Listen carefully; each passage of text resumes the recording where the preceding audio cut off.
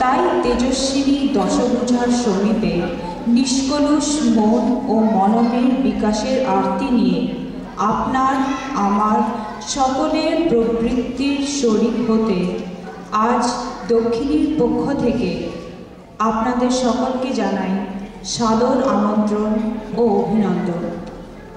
আজকের নাটক same side, নাটক শৈলেশ গুহনিয়োগী, নির্দেশনা দুলাল গোস্বামী। দুটো পরিবারকে কেন্দ্র করে রচিত হয়েছে মজাদার নাটক সেম সাইড। এক পরিবারের কর্তা ভয়ঙ্কর রাশভারী রায় বাহাদুর, যিনি রিভলভার এবং বিলেতি কুকুরের মালিক। গুলি করে খুলি উড়িয়ে দেওয়া বা কুকুর লেলিয়ে দেওয়া যার কাছে অতি তুচ্ছ ব্যাপার। শুধুমাত্র তার ক্ষীণকায়া স্ত্রীর কাছে রায় বাহাদুরের দাপট কোনো কাজ করে না। এ হেন রায় বাহাদুরের একমাত্র কন্যা রুবি মায়ের প্রশ্রয় পেয়ে গান শিখতে শুরু করেছে। আরও মারাত্মক ব্যাপার, রুবির গানের মাস্টার রবিনের প্রেমে পড়েছে। রায় বাহাদুর ভীষণ ক্ষিপ্ত। তিনি সিদ্ধান্ত করেছেন মেয়েকে বলি দেবেন। এমন সময় ঘটকের আবির্ভাব। সে রুবির জন্য একটি হীরের টুকরো পাত্রের সন্ধান এনেছেন। রায় বাহাদুর বিয়ে দিতে রাজি হয়ে যান। আরেক পরিবারের কর্তা হরি রায় চৌধুরী দুধে উকিল। পৃথিবীতে আইনের বাইরে কিছু থাকতে পারে বলে সে মনেই করে না। এমনকি বেঁচে থাকা বা মারা যাওয়া আইনত হওয়া উচিত বলেই তিনি বিশ্বাস করেন। তার আইনি অত্যাচারের জ্বালায় অতিষ্ঠ হয়ে একমাত্র পুত্র রবিন গৃহত্যাগ করে মেসে গিয়ে উঠেছে। রবিনের বন্ধু অজিত একদিন এসে জানায় যে না খেতে পেয়ে রবিন একেবারে শয্যাশায়ী হয়ে পড়েছে। কিছু টাকা না পাঠালে তার সে নিঘাত মারা যাবে। হরি টাকা দিতে একদম রাজি নয়, কারণ আইনত রবিনের মারা যাওয়া উচিত। এর মধ্যে রবিনের বিয়ের সম্বন্ধ নিয়ে আবার ঘটকের আবির্ভাব। পাত্রী একেবারে ডানা কাটা পড়ি। তাছাড়া বিয়েতে লক্ষ লক্ষ টাকা এবং প্রচুর সম্পত্তি পাওয়া যাবে জেনে হরি উকিল ছেলে বিয়ে দিতে রাজি হয়ে যায়। এখন রুবি আর রবিনের কি হবে? তারা কি বাবার কথা মান্য করে দুজন অপরিচিতকে বিয়ে করে নেবে, নাকি নিজেদের ব্যবস্থা নিজেরাই করে নেবে? আসুন দেখা যাক।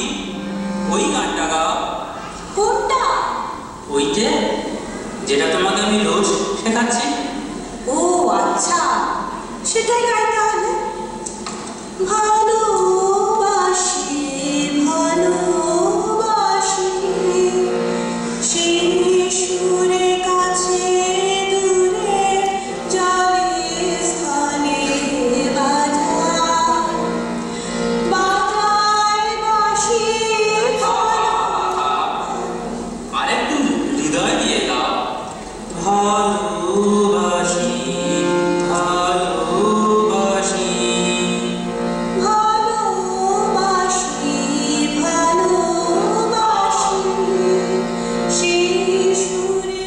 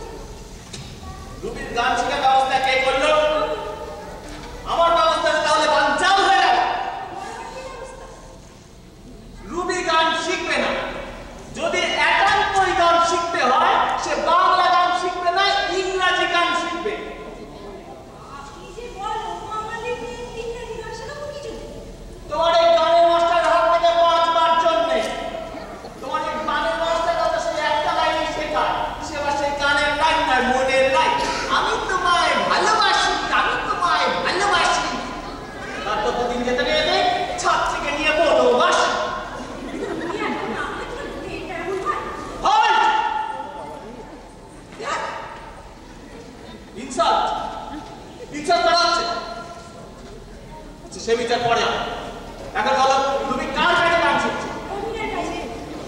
রবি। সেটা আবার দুটো কান নেই, সেদিকে আমি টেনে ছিঁড়ে দেব।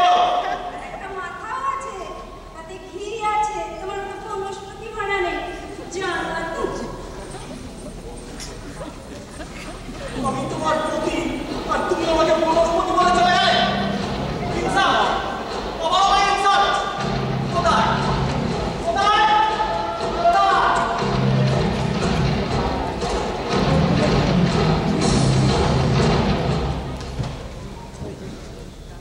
আচ্ছা রবি, তোমার মাকে বলে আমাকে রোজ আনা না, আমি রোজ এসে তোমার গান শিখিয়ে যাবো। আচ্ছা সব বাবারাই যেন রাগি হয় বলো, তোমার বাবাও রাগি, আমার বাবাও রাগি, অথচ দেখো তাদেরই সন্তান হয়, আমরা পরস্পর কত রাগি। আমরা শুধু একটু ভালোবাসতে দাও।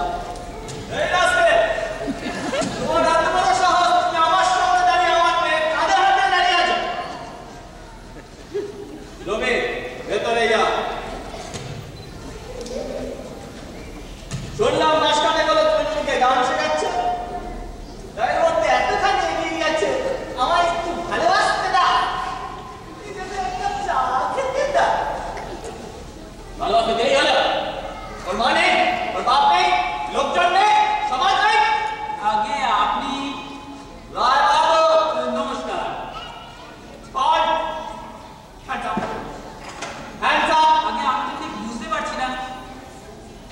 আমি বলেছি hands up, সিঙ্গুলার নয় প্লুরাল বলেছি, hands up। নাও এসে get out, get out। আগে রবির তো কিছু শেখা হলো না। আর শেখাতে হবে না, আর শেখাতে গেলে আমি তোমাকে উচিত শিক্ষা দিয়ে দেবো।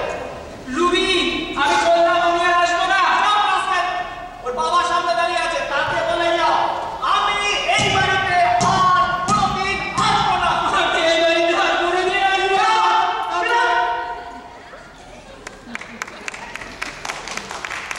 একটা ছেলে যেরকম মেয়ে মানুষের মতো কাঁদে, আমি জন্মে দেখি। কোথায় কোথায় কোথায় কোথায় গেলে? ছেলেটাও ওটা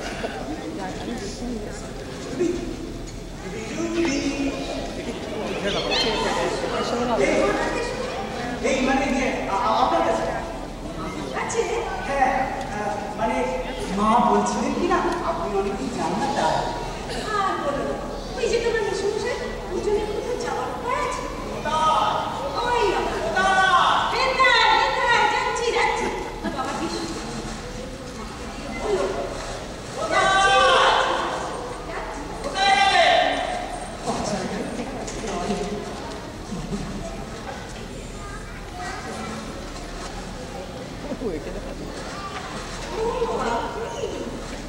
তুমি আমাকে চলে যাচ্ছি রবি।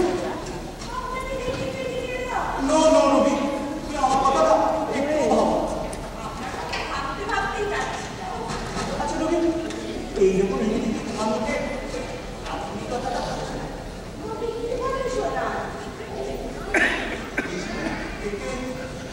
শুনতে ওইটা কিসে আওয়াজ হলো?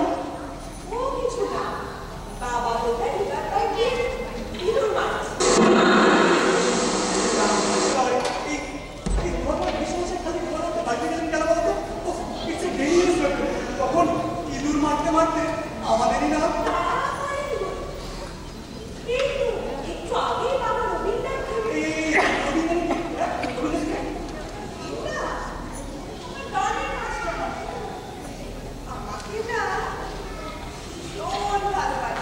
এই চলো না রবি, আমরা এখান থেকে দূরে কোথাও পালাবো। এই অন্তত লিলুয়া